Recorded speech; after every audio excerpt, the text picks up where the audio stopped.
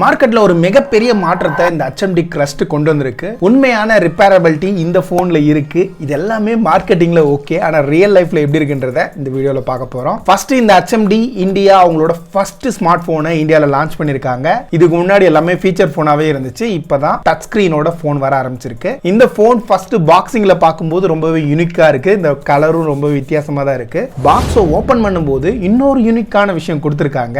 அது ஒண்ணுமே இல்ல, விதை தான். இந்த விதையை நீங்க விதைக்கலாம், அப்படியே உள்ளே வச்சு பூட்டி வைக்கலாம். அது உங்களோட சாய்ஸ். அதை தவிர்த்து சில பேப்பர் ஒர்க்ஸ் கொடுத்திருக்காங்க. Sim ejector pin, type C to type C cable பாக்ஸ்ல இருக்கு. 33 வாட்கான அடாப்டர் பாக்ஸ்லயே கொடுத்திருக்காங்க. இப்போ இந்த போனை எடுத்து டிசைன் எப்படி இருக்குன்றதை பார்த்தலாம். இந்த போனோட டிசைன் பேக்ல பார்க்கிறதுக்கு ஒரு கிளாசி ஃபினிஷ்ல கொடுத்திருக்காங்க. இங்க இந்த கேமரா பம்போட டிசைன் மோட்டோவோட டிசைனை அப்படியே கொஞ்சம் ரெப்ளிகேட் பண்ற மாதிரி இருக்கு. சைட் ஃப்ரேம் எல்லாமே பிளாஸ்டிக்கா தான் கொடுத்திருக்காங்க. டாப்ல ஒரு மைக்ரோஃபோன் இருக்கு. பாட்டம்ல 3.5mm ஜாக் ரீடைன் பண்ணிருக்காங்க. பக்கத்துல ஒரு மைக், டைப் சி போட்டு அதுக்கு பக்கத்துல இருக்கிறது ஒரு ஸ்பீக்கர். இங்க சிங்கிள் ஸ்பீக்கர் தான் கொடுத்திருக்காங்க. ரைட் சைடுல வால்யூம் பட்டனும் பவர் பட்டனும் கொடுத்திருக்காங்க. இது ரொம்பவே ஹார்டா இருக்கு பிரஸ் பண்றதுக்கு. இப்போ லெஃப்ட் சைடுல வந்தோம்னா உங்களுக்கு சிம் கார்டுக்கான ப்ரொவிஷன் இருக்கு. அப்படி இல்லைன்னா ஒரு சிம் இல்ல ஒரு மெமரி கார்டு போறதுக்கான ஹைபிரிட் ஸ்லாட் தான் கொடுத்திருக்காங்க. இதோட ஓவரால் பில்டுக்கு இங்க IP52கான ரேட்டிங்கை கிளைம் பண்றாங்க. நார்மலான வாட்டர் ஸ்ப்ரேல இருந்து மட்டும் தப்பிச்சுக்கும். மத்தபடி இங்க ப்ரொடெக்ஷன் பார்த்தோம்னா ஃப்ரண்ட்ல இதுதான் கொடுத்திருக்குன்னு சொல்லிட்டு எதுவுமே ப்ராப்பரா கிளைம் பண்ணல. அது ஒரு நெகட்டிவா பாக்குறேன். அடுத்ததா இங்க டிஸ்ப்ளே சைடு வரும்போது இங்க சின்ன எல்லாமே கொஞ்சம் பெருசா இருக்கு. ஆனா இந்த பிரைசிங்க்கு இது ஓகேவா தான் ஃபீல் ஆகுது. மத்தபடி இங்க OLED ஸ்கிரீன் ஃபுல் HD ரெசல்யூஷன்ல 90 Hz ரிஃப்ரெஷ் ரேட்டோட கொடுத்திருக்காங்க. இது ஓரளவுக்கு ஸ்மூத்தா தான் இருக்கு. டேக் ஆண்ட்ராய்டா இருக்கிறதுனால ரொம்ப பெரிய லேக் இல்ல. நார்மலான டச் ரெஸ்பான்ஸ் எல்லாமே நல்லா ஸ்மூத்தா இருக்கு. ஆனா இங்க பிரைட்னஸ் வரும்போது இன்டோர்ல ரொம்பவே பெட்டரா இருக்கு. அதுல எந்த பஞ்சாயத்தும் இல்ல. அடுத்ததா வீடியோ பிளேபேக்னு பார்க்கும்போது யூடியூப்ல உங்களுக்கு 1080p 60 fps ல HDR சப்போர்ட் இருக்கு. ஆனா 4K HDR சப்போர்ட் இருக்கிற மாதிரி காட்டும். அதை நீங்க கிளிக் பண்றீங்கன்னா டைரக்டா 480pக்கு மாறிக்குது. அது ஒரு பக் மாதிரி தான் தெரியுது. அதை ஃபிக்ஸ் பண்ணா நல்லா இருக்கும். மத்தபடி நார்மலா ஒரு வீடியோ பிளேபேக் ட்ரை பண்றீங்கன்னா உங்களுக்கு 1080p வரலையும் தான் சப்போர்ட் காட்டுது. உங்களுக்கு கலர்ஸ், டைனமிக் ரேஞ்ச், இந்த மாதிரி விஷயங்கள், விஷுவல் எக்ஸ்பீரியன்ஸ் எல்லாமே நல்லா தான் இருக்கு. அதுல எந்த ப்ராப்ளமும் இல்ல. அடுத்தது போனோட வெயிட் மேனேஜ்மெண்ட் பார்த்தோம்னா கொஞ்சம் வெயிட் அதிகமா இருக்கிற ஃபீல் தான் கிடைக்குது. இன்னுமே கொஞ்சம் இம்ப்ரூவ் பண்ணிருக்கலாம்.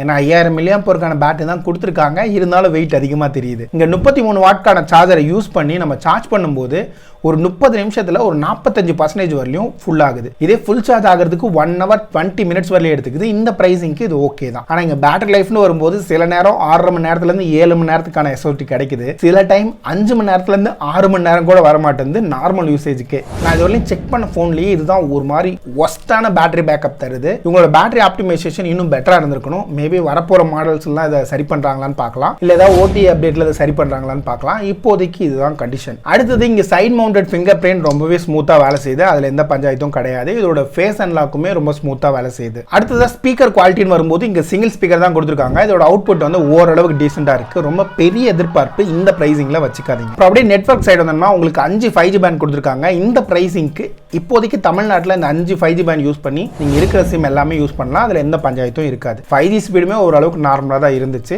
இங்க கால் குவாலிட்டின்னு வரும்போது நார்மல் காலிங்ல எந்த பஞ்சாயத்தும் இல்ல, ரொம்பவே ஸ்மூத்தா இருந்துச்சு. ஆனா வைஃபை காலிங் ஆன்ல இருக்கும்போது இந்த போன் வந்து நிறைய டைம் தடுமாறுது. நிறைய டைம் வந்து கால் பண்ணும்போது போகவே இல்லை ஆப்போசிட்ல இருக்கவங்களுக்கு. அப்புறம் வைஃபை காலிங் ஆப்ஷன்ல மொபைல் டேட்டா வழியா நீங்க ஸ்விட்ச் பண்ணும்போது ஒழுங்கா கால் போகுது. அது ஒரு பக் மாதிரி இருக்கு. அதை ஃபிக்ஸ் பண்ணா நல்லா இருக்கும். அடுத்தது அதர் நெட்வொர்க்ஸ்னு பார்த்தோம்னா இங்க வைஃபை 5க்கான சப்போர்ட் தான் இருக்கு. ப்ளூடூத்லயும் 5.0 தான் கொடுத்திருக்காங்க. 2024ல ப்ளூடூத் 5.0ன்றது ரொம்பவே ஓல்டான ஒரு டெக்னாலஜி மாதிரி தான் ஃபீல் ஆகுது. அது அவங்க வரப்போற மாடல்ஸ்ல ஏதாவது அப்டேட் பண்ணா நல்லா இருக்கும். ஆனா இந்த மாடல்ல நாட் ஓகே. மற்றபடி இங்கே NFC மாதிரி சப்போர்ட்லாம் நீங்கள் இந்த ஃபோனில் எதிர்பார்க்காதீங்க. அது கிடையாது.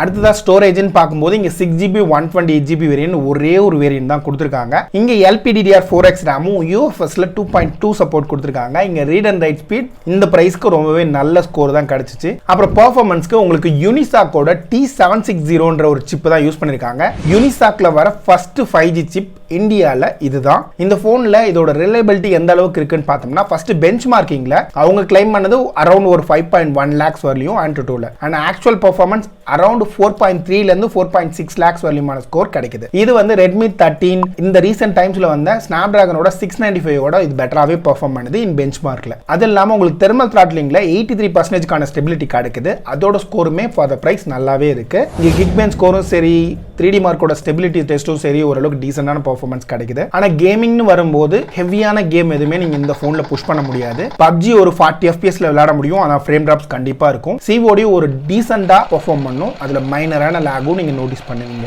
அடுத்தது கேமரா சைடு வரும்போது இவங்க சொல்லியிருக்கிறது ஃப்ரண்ட்ல 50 MB கான சென்சார் சொல்லியிருக்காங்க. பேக்லயுமே 50 MB சென்சார், செகண்டா இருக்கிறது 2 MB கான டெப்த். இதெல்லாம் ஓகே. நான் ஆக்சுவல் பெர்ஃபார்மன்ஸ்னு பார்த்தோம்னா அந்த அளவுக்குலாம் சொல்லிக்கிற லெவலுக்கு இல்ல. ரொம்ப டே லைட்ல எடுக்கிறீங்கன்னா ஓரளவுக்கு டீசென்டான பிக்சர்ஸ் கிடைக்கும்.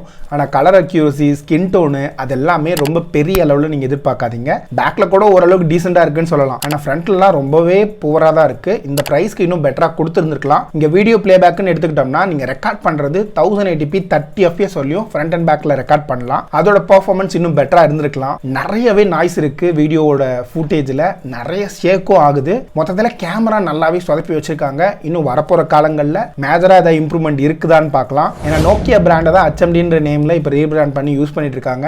அவங்க டெக்னாலஜியில் அப்போ 2 MB 3 MB சென்சாரே ஓரளவுக்கு நல்லா பெர்ஃபார்ம் பண்ணுச்சு. அடுத்தது இங்கே சாஃப்ட்வேர்ஸ்ன்னு பார்க்கும்போது ரொம்பவே ஸ்டாக் ஆண்ட்ராய்ட் எக்ஸ்பீரியன்ஸ் அந்த ஃபோனில் கிடைக்குது. ஆனால் இங்கே டிஸ்கவர்னு ஒரு அப்ளிகேஷன் கொடுத்துருக்காங்க. அது ரொம்பவே பாடப்படுத்தி எடுத்துருச்சு. நார்மலாக ஸ்க்ரீன் ஆஃப்ல இருக்கும்போது திடீர்னு அதுவும் ஆன் ஆகி ஏதோ ஒரு நியூஸ்குள்ளே போன மாதிரி காட்டும். அது ரொம்பவே இரிட்டேட்டிங்காக இருந்துச்சு. ஃபைனலாக அதை அன்இன்ஸ்டால் பண்ணவனே தான் சரியானுச்சு. அது மட்டும் இல்லாமல் ரீசென்ட் மெனுவை ஆக்சஸ் பண்ணும்போது திடீர்னு டிஸ்பிளே அலையிற மாதிரி ஒரு பக் இருந்துச்சு. அப்புறம் கேலரி ஆப்பை யூஸ் பண்ணிட்டு இருக்கும்போது ரொம்பவே ஸ்லோவா இருந்துச்சு. ஸ்க்ரோல் பண்ணும்போதே அந்த ஸ்லோனஸ் நல்லாவே ஃபீல் ஆச்சு. அந்த இடங்கள்லாம் அவங்க ஃபிக்ஸ் பண்ணா நல்லா இருக்கும். இப்போதைக்கு அது ஒரு ப்ராப்ளமா தான் இருக்கு. மற்றபடி number of pre install application இந்த போன்ல ரொம்பவே கம்மியா தான் இருக்கு. அப்ப இந்த போன்ல சாஃப்ட்வேர் அப்டேட்னு வரும்போது இன்னொரு பஞ்சாயத்து இருக்கு. இங்க OS அப்டேட்னு ஒன்னு கிடையவே கிடையாது. செக்யூரிட்டி பேட்ச் அப்டேட் மட்டும் 2 வருஷத்துக்கு ப்ராமிஸ் பண்றாங்க. இந்த பிரைசிங்க்கு இன்னும் பெட்டரா கொடுத்துருக்கலாம். அட்லீஸ்ட் 1 வருஷத்துக்கான OS அப்டேட் கொடுத்துருக்கலாம். இப்போதைக்கு Android 14ல ரன் ஆயிட்டு இருக்குது. Android 15 இப்போதைக்கு இந்த போனுக்கு வரப்போறது கிடையாது. அடுத்தது இந்த போன்ல ரிப்பேரபிலிட்டிக்கு ஒரு ஆப்ஷன் கொடுத்திருக்காங்க. ரிப்பேர் கிட் 1000 ரூபீஸ்க்கு இவங்க சைட்ல சேல் பண்றாங்க.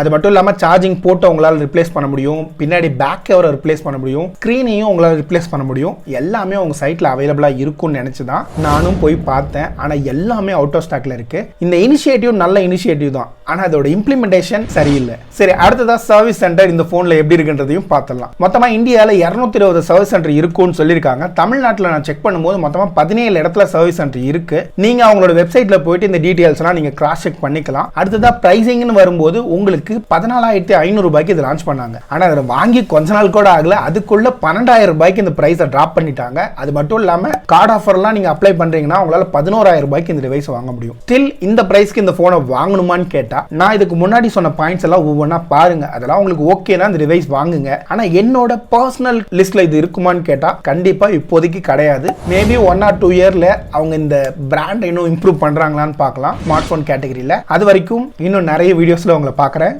பாய்.